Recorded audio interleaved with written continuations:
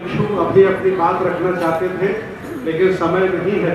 मैं उनसे क्षमा याचना चाहता हूँ।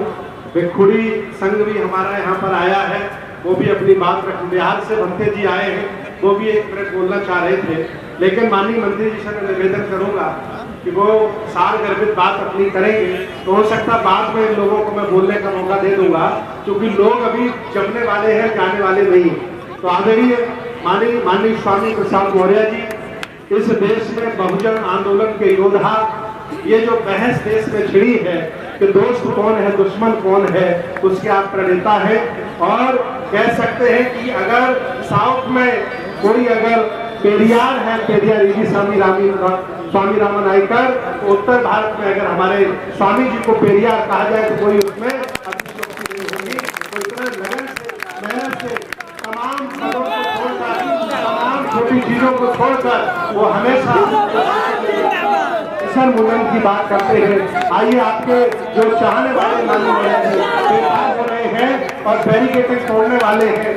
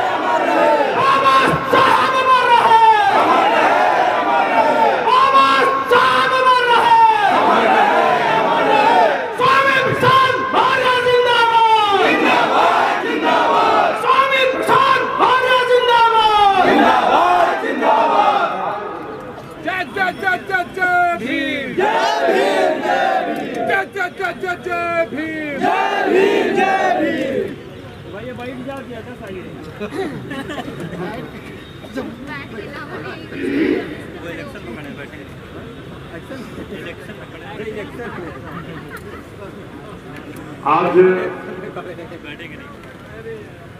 विश्व बौद्ध महासम्मेलन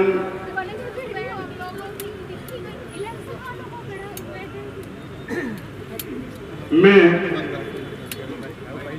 हमारे बीच उपस्थित भारतीय संविधान निर्माता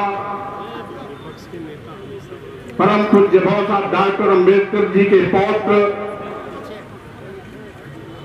जिन्होंने स्वयं इनके परिवार के लोगों ने, क्योंकि बाबा साहब के निर्माण के बाद ये पैदा हुए थे, तो परिवार के लोगों ने ही इनका नाम डॉक्टर अम्बेडकर रखा।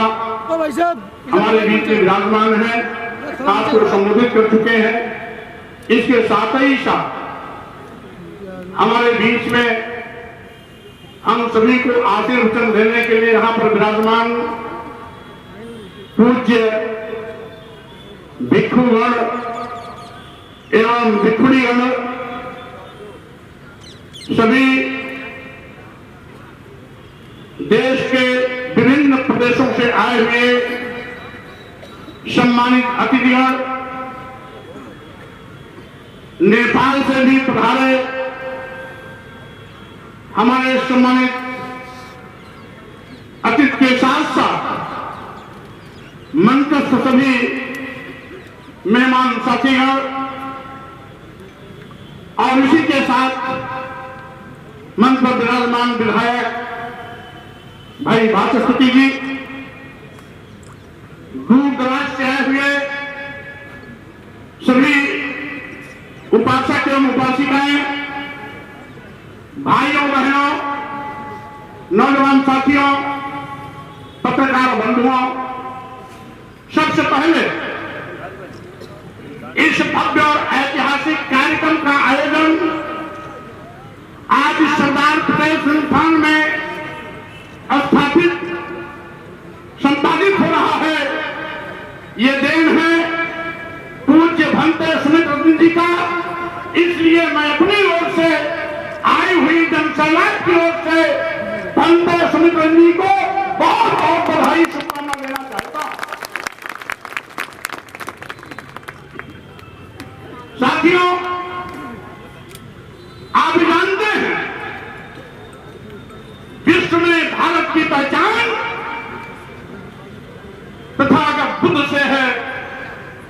और बुद्ध के दर्शन से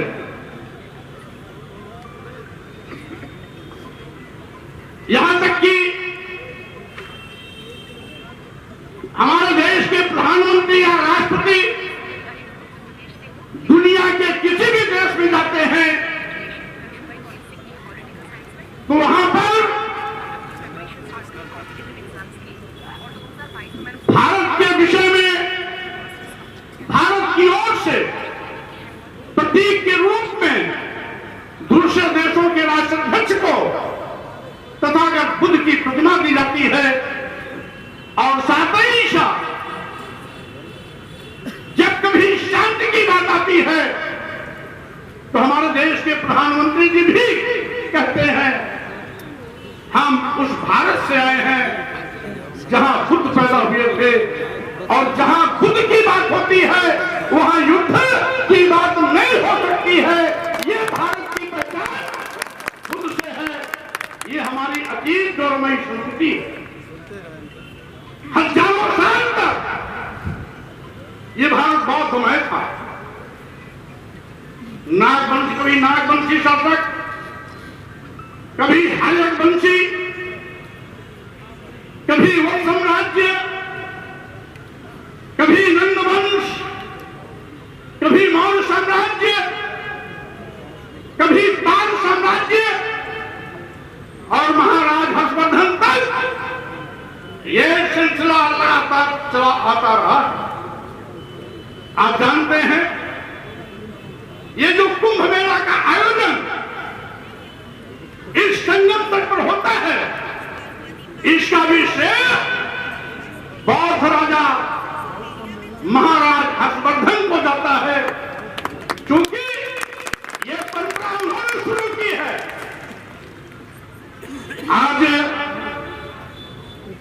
हमारी संस्कृति को लोगों ने चुराया है, हमारी संस्कृति को अपनाकर अपना बताया है। ये हमारी संस्कृति की खासियत है कि लाख कोशिश किया लोगों ने मिटाने को, फिर भी हमारी बौद्ध धर्म की संस्कृति सबके सिर पर चढ़ करके बोलती है, कोई इसको मिटा नहीं सकता। आप जानते हैं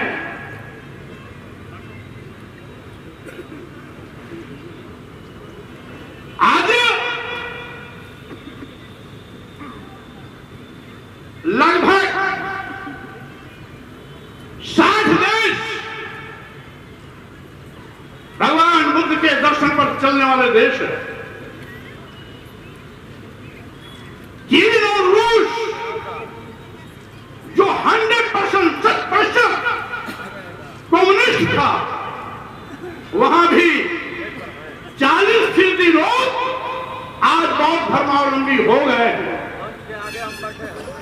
विश्व के किसी कोने में पुरातत्व विभाग जब खुदाई करता है तो वहां पर बुद्ध की प्रतिमाएं मिलती हैं, बुद्ध की मूर्तियां मिलती हैं। रांची की पहाड़ी हो, साइबेरिया का पठार हो, ताइवान की पहाड़ियां हो,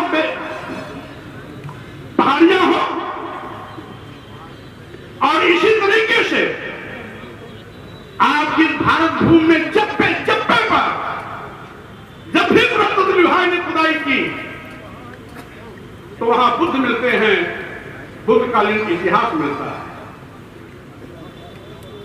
अभी आपके इसी इलाहाबाद सीतामढ़ी में